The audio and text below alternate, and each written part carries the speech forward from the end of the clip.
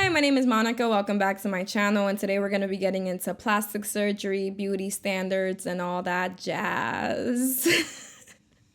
If you haven't already, I would really appreciate if you guys could like and subscribe to my channel. I may come across as confident, but I sometimes need a little affirmation that what I'm doing is resonating with y'all, and it really makes me feel like I can keep doing this when you guys subscribe. Otherwise, I'm here like, what am I doing? What does it all mean? Who cares? You care. Thank you for caring. Okay, so let's get into today's video. This one might be kind of a bit all over the place. It might upset some of y'all, but like also I just kind of feel like the plastic surgery conversations online are just kind of like, it's like yes, patriarchy bad, plastic surgery not helpful, society bad, but it's just also kind of like I think sometimes some of y'all like don't contextualize it within reality. So let's just talk about like everything. So I am so happy to announce that this video is sponsored by Surfshark VPN. If you don't know what a VPN is, it's a virtual private network, which basically means Surfshark keeps your online identity safe by encrypting all of your info while you surf the internet. They're basically the middleman between you and the wild, wild west that is the internet, and they keep you safe. So for example, if you're using the public Wi-Fi at an airport or a cafe, which by the way is where hackers go crazy, that's where they get all your information, Surfshark will keep you safe. And in case you were wondering, by the way, how I was wondering, does Surfshark keep your information? They do not track or store your data either, which is great. So they don't know what you're doing on there, which is because I was worried. I always get worried when there's like a middleman. I'm like, are they watching what I'm Googling? I'm scared. I Google a lot of weird things.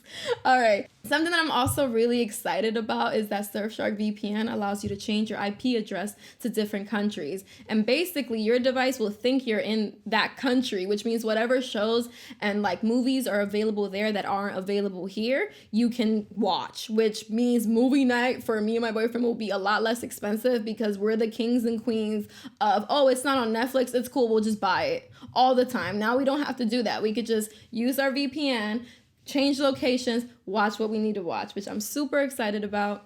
So get Surfshark VPN and protect your information during these times where everyone is getting scammed, everybody's getting hacked. And also to tune into your favorite show with ease, sign up for Surfshark by clicking the link in my description below and enter my code Monica for 83% off, 3 months free, and also they got a 30-day back guarantee, so you're not losing anything. If you wake up one day and you're like, I don't want to be protected, girl, get your money back. It's okay. So thank you so much, Surfshark VPN, for sponsoring me today and allowing me to continue doing what I do. And thank you guys so much, and enjoy the rest of the video.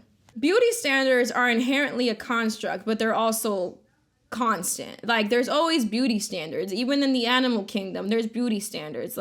If you're a peacock, if you're a male peacock with its beautiful feathers, and for some reason you got into a major accident and you lost your feathers, guess what? Guess who's not mating? You.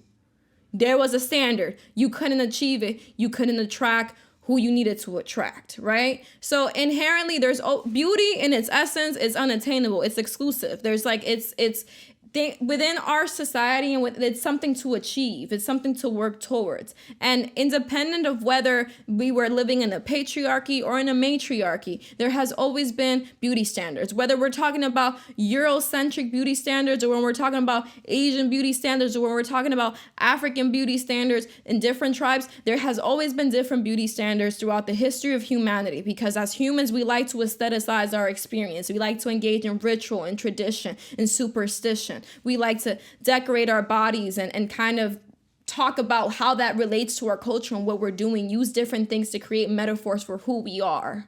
So for that reason, it's a form of self-expression as well. I don't think there is a way to move past beauty standards. I think sometimes people talk about like what to do about the plastic surgery and beauty standard issues, dismantle it. I don't think that's a possibility, realistically speaking. Like it's an idealistic thing to like kind of hypothesize about and talk about, but like literally since the beginning of time, there's always something, whether it's like you're the biggest, strongest caveman that's able to knock over a mammoth over the head or whatever, or whether you got the longest neck, with the most rings around it, or whether you got the biggest, fattest butt because you got the nicest BBL out of your group of friends. Like, there's always something that's like creating some sort of hierarchy, unfortunately. Now, you can get into the conversation of like, if there's always beauty standards, and beauty standards in their essence are always unattainable, what can we do about it? You can either work towards achieving them. You can work towards achieving them and look within, or you could just also look within. These are the different options. Now, it's easier said than done. Just look within. Just look inside. Just love yourself. Why don't y'all love yourself? Like, that's an annoying thing to say, because it's just like, especially me having pretty privilege, it's like, why don't you just Yo, have you ever tried loving yourself? Like, it's like, that's also like not helpful at all and not realistic, because this isn't for a lot of people from marginalized communities, Black trans women, disabled people. It's not a conversation about whether or not you love yourself enough. It's whether or not people are having literal national debates about whether your body should exist or not. You know what I mean? This is literally like a life or death conversation that's happening independently of how you what you choose to do.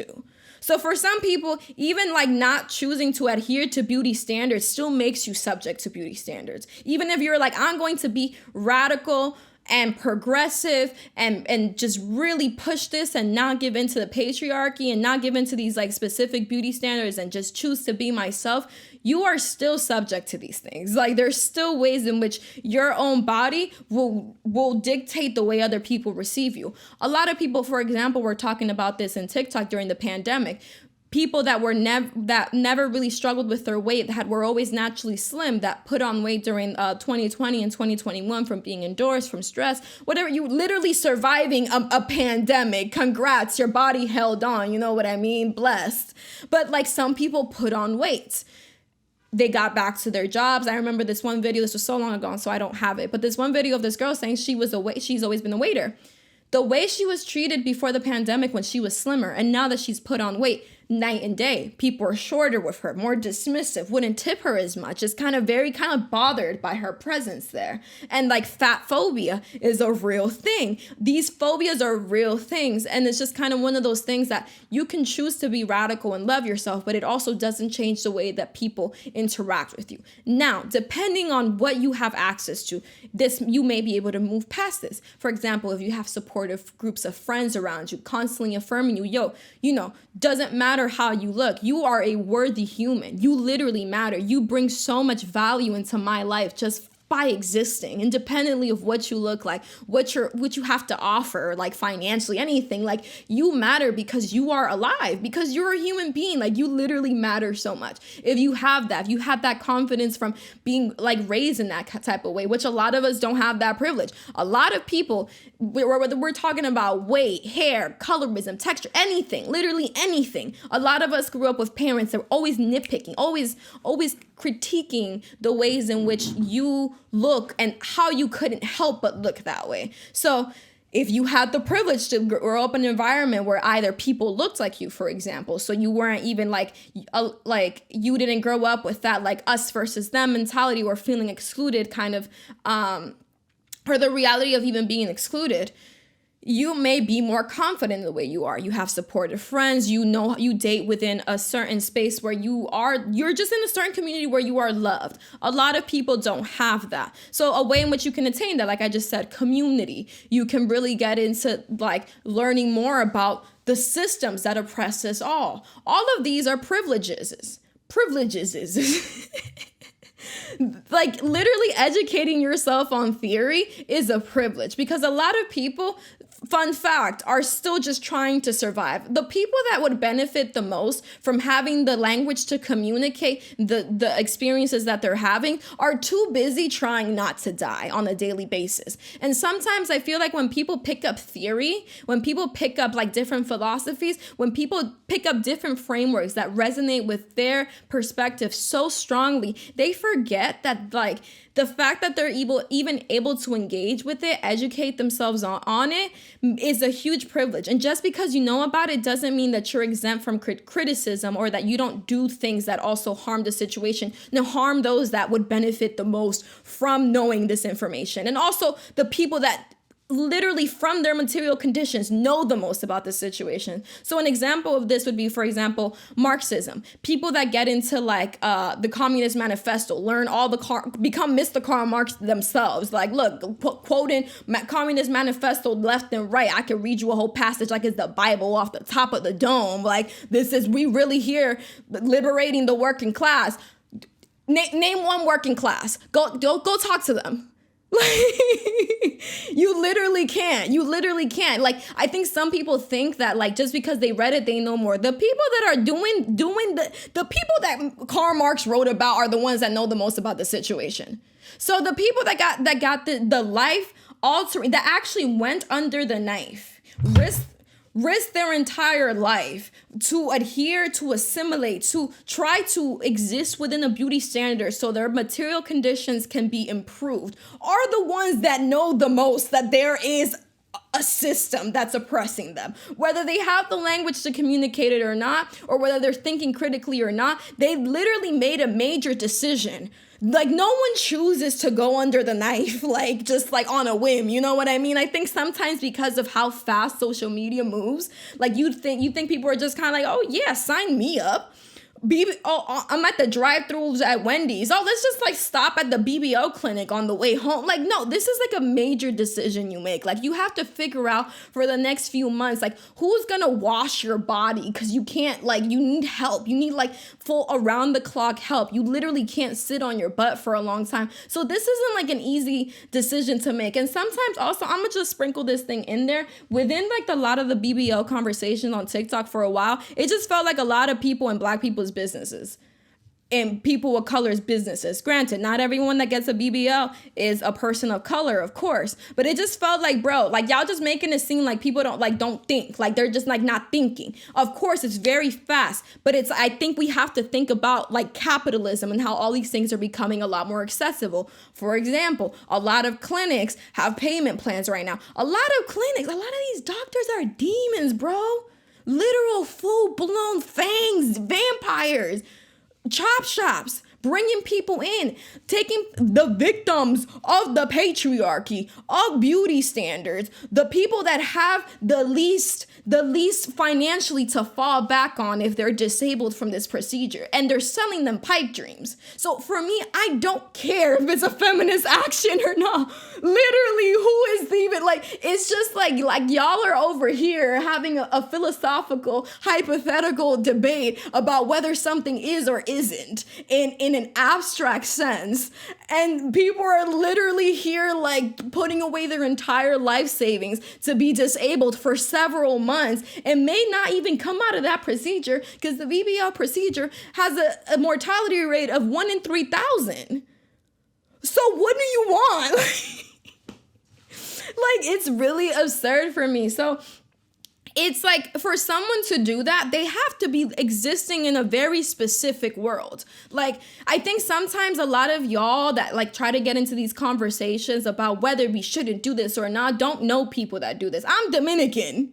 Literally, people go to DR for the BBLs. I've seen fake butts my entire life, bro. All day, every day. I've seen that. So it's like, for me, it's not really like, it's not like, when I think a certain body type, slim, thick body type, like these, like a lot of y'all go, oh yeah, Kim Kardashian, like these very specific, like multi-millionaire ass people. But like, y'all don't know the regular women standing at the bus stop with a full-blown BBL, like just trying to get to work as a home attendant. Like, y'all don't know these women. These women, they're not affected by whether this is a feminist decision or not. Like, you know what I mean? Like, at the end of the day, their material conditions will be changed by this cosmetic procedure. Whether it means they are treated nicer, whether it means they are able to find a partner easier, whether it means they're even more affirmed in their gender, in their body. A lot of people think that gender affirmation is only for trans people.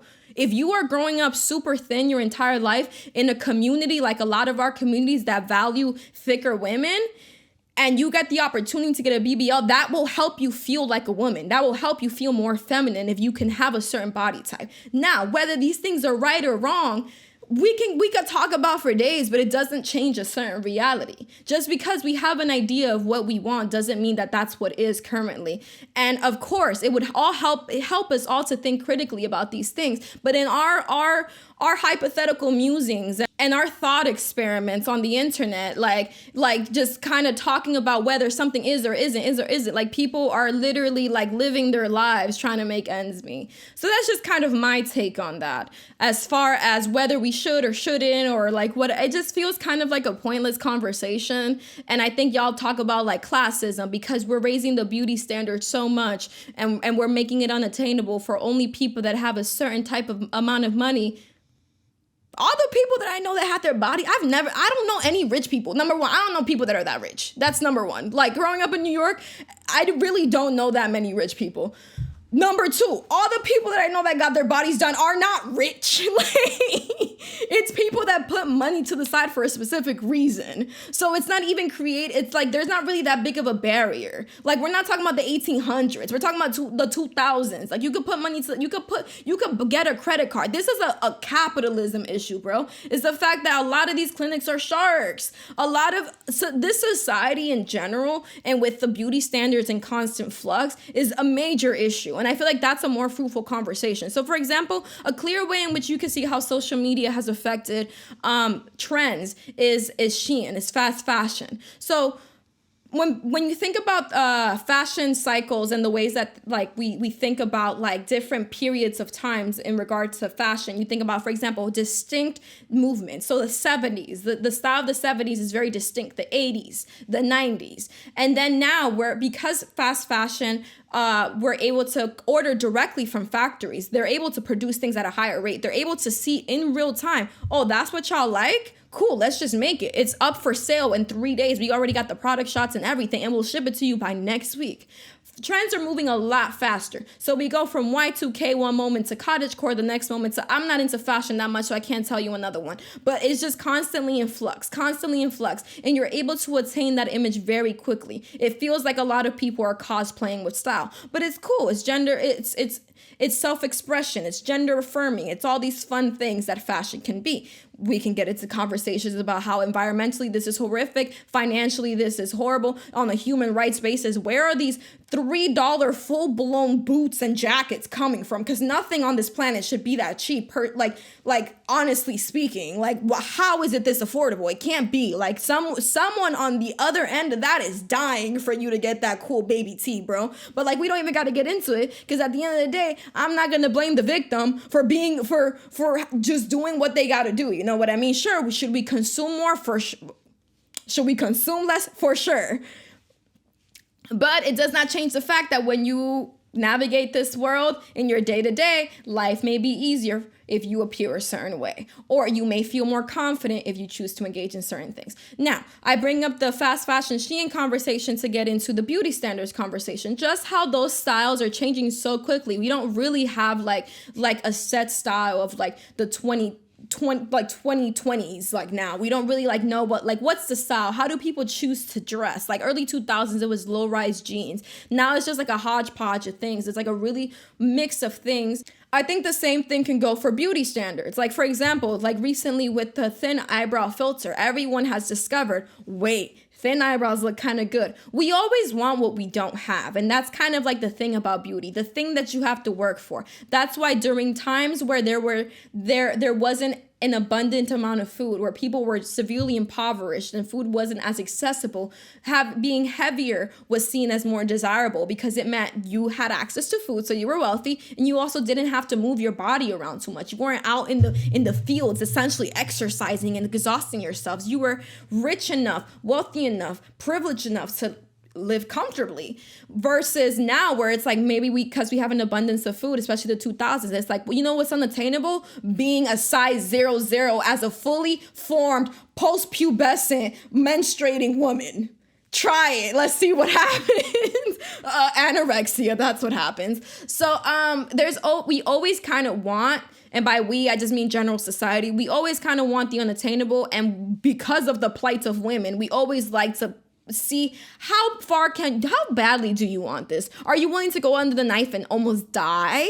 Like, and if you're able to do that, it's just like, wow, she really cares about herself. So that's like really messed up. You know what I mean? Like, that's a really sad reality, but that's kind of been the framework for a lot of the way in which we've engaged with beauty standards for a really long time. So all that being said, I think right now we're cycling through a lot of different trends. The BBL epidemic picked up like maybe a few months ago over on TikTok, and now apparently the Kardashians took out their butts. So is the BBL trend on the way out? I don't know. Like something I'm confused about is like, why are we following trends so on the nose? Like, why do we have to be at the forefront of everything that's happening to be the most desirable? Who's in your community?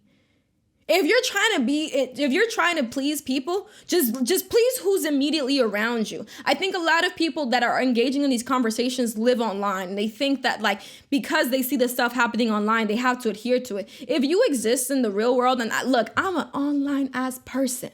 I love being online. And I say that with my full chest. I love the internet. So I'm not even trying to come at the people that be online at all. Also, the people that have no choice but to be online. Like, we're literally in the pandemic and they said, haha, no more masks. So if I was immunocompromised, I would also be online too, bro. I'm not going outside. Like, so I get it. Some people have to be online, but I think some of y'all forget like what is in your immediate surroundings, and that you don't have to follow every single trend to be in front of something. Like this is like a very abstract sort of race that you're engaging in. It's not really rooted in reality. And for that reason, you're always going to be dissatisfied with yourself. I think at the end of the day, the major issue is with capitalism. For example, baby Botox, like preventative Botox. Like, it used to be that you get Botox when you actually have wrinkles forming and stuff, and you want to, like, if you have a lot of forehead wrinkles, relax those muscles so they smooth out a little bit, and it'll fade the look of fine or deeper lines. Now there's like a whole conversation about getting preventative Botox at 19.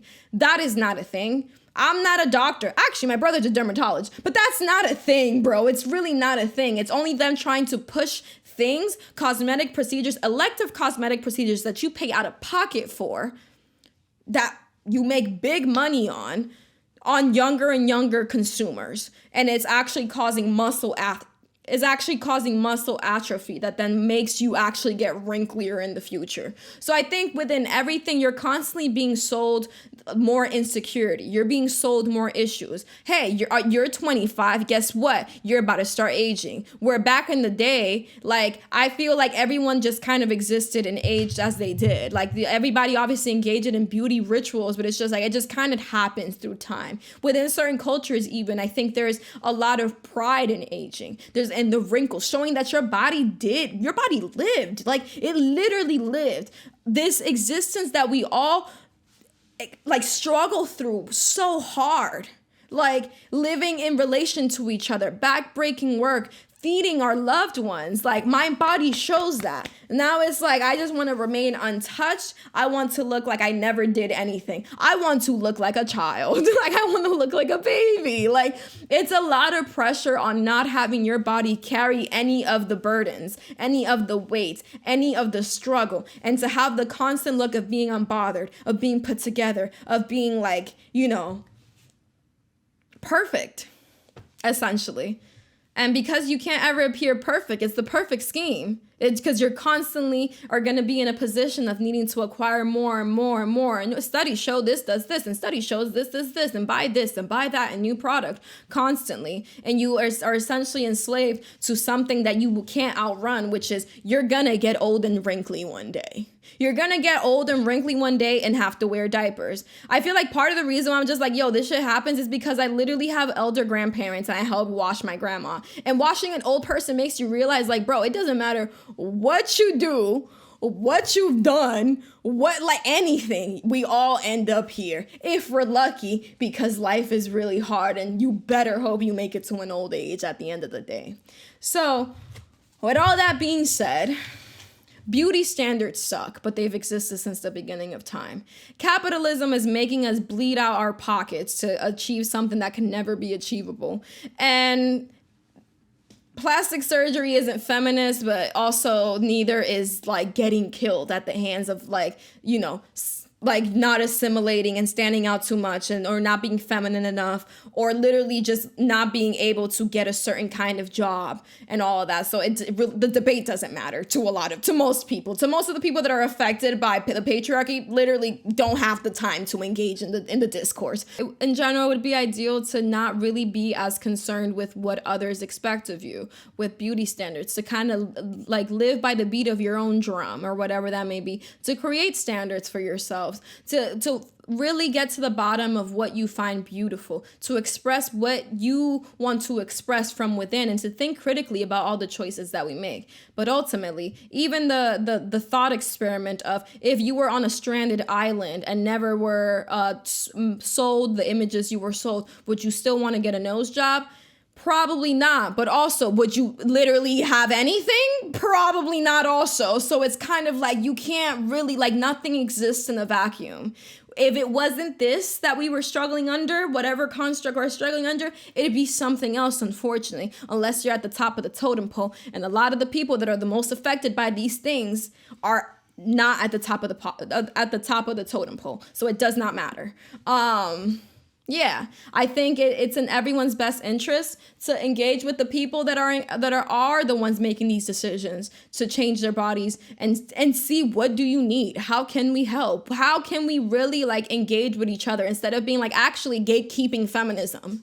It's not to say, I know a lot of y'all are not saying like it, like just because you do it doesn't mean you can't be a feminist. It's just think critically about your actions. I think if you're going to get these procedures, you're thinking about a lot of things before you get them. You know what I mean? You've really been in your head about this a long time. So like, let's also not patronize people that do this just because you know a little theory and maybe they don't communicate in the same language that you do. Like, it's still a full-blown human being, grown-ass person too in a lot of cases, and it is what it is. Now, let's get into the kids, though, because the kids, that's kind of where it's a little bit like, I think at the same time, that's where the pressures really start to get predatory. And that's where a lot of different clinicians are predatory. A lot of doctors are predatory. A lot of these businesses are literally predatory. They're trying to get their foot into your young ass door as soon as possible, so you get trapped into the system and buy into the industry and essentially have to give your coin for the rest of your life because you are kind of brainwashed into this. So that's also a reality. Something that I think is very important to think about, me ping-ponging back and forth between this doesn't matter but also this really matters, because that's just kind of like how arguments go, bro. Like, you kind of have to think about it all and just kind of be like, bro, do what you got to do, but also realize if you're 19 getting major elective cosmetic surgery, my body has changed so much just in the last 3 years. I'm 26. Like, your body changes so much in your 20s. That's a big choice to make. That's a really massive choice to make, to alter your body before you even have a choice. Now, where I think it's really important to think about who you are serving when you're doing these things at that age is understanding that at that age, and this is where I get big sister. At that age, everything seems kind of really intense and really you don't have enough time. And I like him so much and everyone's always bullied me. And I want to fix this. I want to fix this. I want to fix this. I want to fix this. And for sure, I think there's certain things that if you go and go to the doctor and see what they can do about that would give you more confidence. There's definitely situations where it's just especially if you suffered an accident when you were younger, if you had a big scar, if you maybe broke your nose and it was left crooked this entire time, you'd feel more confident if you could handle that, for sure. But at the same time, I think a lot of us feel like it's now or never. These are the best years of my life. And then we look at into the far horizon of big old scary 30 and we think, oh my God, the best years of my life now are running out and I'm spending it ugly. I promise you, 20 is not the best year of your life. And if it is, I'm so sorry. At 20, you don't know anything. You have no money and you smell a little. I feel like at 20, I smelled. For some reason, just my hormones, I just feel like I was so out of control. I didn't know how to handle things, my finances. I just nothing made sense. At 20, there's nothing makes sense. You don't need a big ass butt on top of that to complicate things. Because then guess what happens when you get to your late 20s? Your metabolism slows down. So you thinking you're snatched right now, super petite at 20 if you're naturally slim and you want a big butt. Guess what's going to happen as you approach your 30s? you're gonna put on weight. So then your body, you would have already gotten the butt that you wanted. So now the body that you wanted, like literally your body was not done developing. Now your body is completely different. And then you have a kid and all that goes out the window. So I think some of y'all don't really like think about the long-term consequences of the decisions you make. A surgery is a surgery at the end of the day. It's not just the surgeries that's difficult. Like it's not like you're literally being opened up. First of all, you could die just straight up from the anesthesia. You could literally just die just straight up from being under. Anytime you're under, even if you're taking taking out your wisdom teeth, the paperwork you sign is literally like, bro, if I die, it's not your fault. So you can literally just straight up freaking die just from going under. Number one. Number two, the surgery itself. After it's done, that's when the real work starts because you're healing. Thing about surgery is, bro, especially when you like are doing anything major, is you're never fully yourself again. You're never at 110. You are having to acclimate to the changes, whether the healing is a long process or whether what you got is limiting movement. For example, if you got like big breast implants, now you can't really move in certain ways. Your life is permanently altered. You feel like this right now, you might not be able to do that for the rest of your life. So you're essentially chained to the decision that you made forever. It's a long healing process. It's not a beautiful healing process. And it's not as simple as a lot of people make it out to be. Getting a surgery is not as clean cut as some of these clinics will try to make it seem. You are at the will of somebody else on the operating table, and then when you get home, somebody else is responsible for washing your whole butt. Like literally, you can't do a lot of things for a long time. So it's a major sacrifice, which is why I say the people that do go down this route, a lot of the time, it's like they know, like this isn't like a foolish decision. They're saying my material conditions right now, I cannot live within them. I need to make a change because my body, the way that I am right now, is not enough for what I want to attain, which is so sad. It's so fucked up, but it's a reality for some people. For a lot of people, this is a life and death conversation.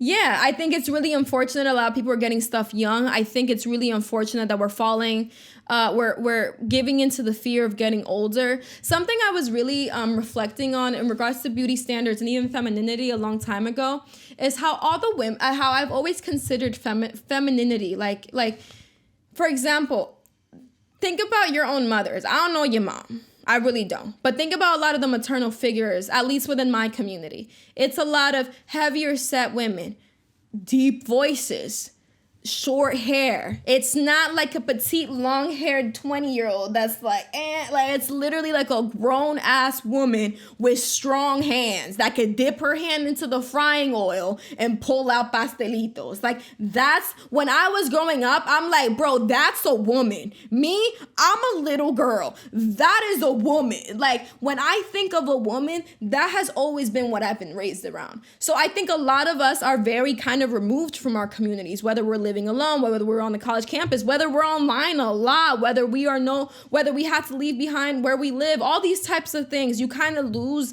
like a sense of reality. I think as humans, we were meant to live in community. We were meant to live around each other. We were meant to be around people that were our home. Like I don't think we're meant to know, personally speaking, and I could do a video on like information overload, because I feel like all the stuff that we know is a lot of the reason why I feel like there's a detriment, like a decline in our mental health. I think it's very cool to know a lot about what's going on around the world, but I think for a lot of human beings and just humans in general, I think we were meant to be in close-knit communities, like where we have each other, where we have support systems. Even this idea of like when you're 18, you're just out wild into the world. I think that's detrimental. I think, like, for example, the ways in which within my own community, you have multi-generational like homes. Like, it's just like the elders, parents, children, grandchildren, like everyone's kind of like within close contact of each other. So there's a support system. So if someone's struggling, they could come here. If someone's doing well, they can take care of someone else. And that way, nothing falls apart too horribly, versus when you're just out and about wild on your own, consuming whatever standards and ways of being that don't necessarily suit you and you don't fit into. Obviously, that's not a lot of people's choices, especially if you immigrated to a country where no one looks like you or nobody likes you, or you're in a town where you're the other. Like, at that point, you got to make a choice. Either you stand proud and do whatever you want and say, this is who I am, you leave, or you assimilate. And any of those choices that you choose, I understand them. I don't care which one you choose. Look, I don't need you to be at the forefront of the war of your own life. You are allowed to just also live, bro. Like,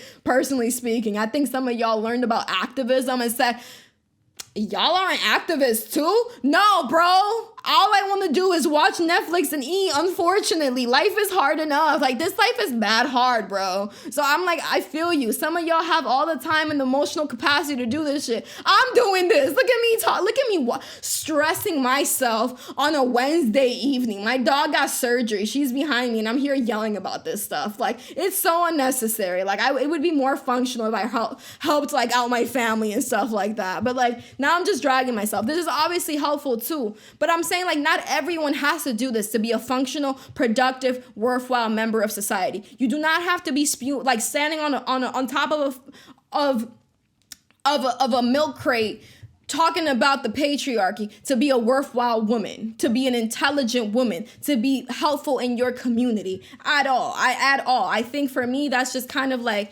it really detracts from a lot of even our own elders that are out here working, making it so that we could be doing this. Like, I wasn't even born here. The only reason why I could do this is, like, on top of being an immigrant, my parents hustled and came through with a certain level of education that allowed them to navigate through the system in a way in which I was relatively sheltered from a lot of experiences.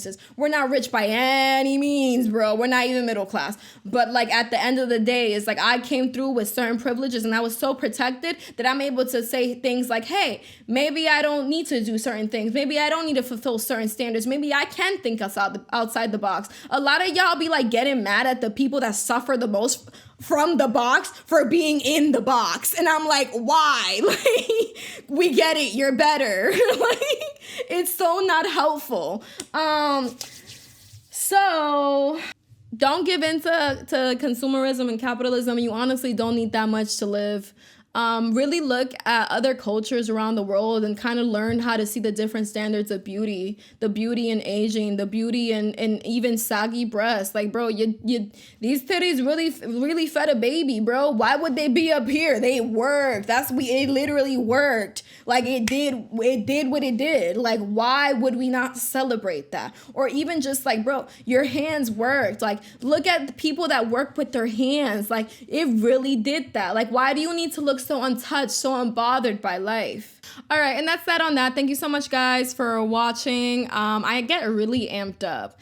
I appreciate you all, and thank you all for watching again. As always, please, any sort of video ideas that you guys want to see kind of really helps me out as far as creating content, because I want to talk about stuff that's obviously like helpful, interesting, relevant to my community, and, you know, takes you guys into account. It's not just me and what I want to do, because a lot of times I'm just like, I don't know, what do you guys want to hear?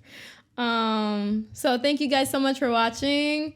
Thank you for being patient with me while I get really riled up. I get so riled up because I be over stuff. As I talk about it, I get so amped up because I'm just like, I'm an artist. I'm very expressive. I'm very emotional. I think about stuff a lot, and I feel like it's so important that we emote using our entire bodies. I think that for me is a level of freedom. I used to kind of be very controlled and not want to come across as like emotional. You know what's emotional? The person that feels like they have to control their emotions this much. It's like, what are you holding back? Just let it out. Just be free. Move your body as you speak. Raise your voice, lower it. Be funny. Like, move around. Like, I think this like need, a lot of us were told to like sit tight and cross your legs and don't do this and don't, like, so like when we talk like and we see other people emoting, it makes us feel like triggered and attacked. Just talk, bro. Just literally just express, emote. It's a beautiful thing. You'll feel freer at the end. And yeah, so thank you so much and have a good one.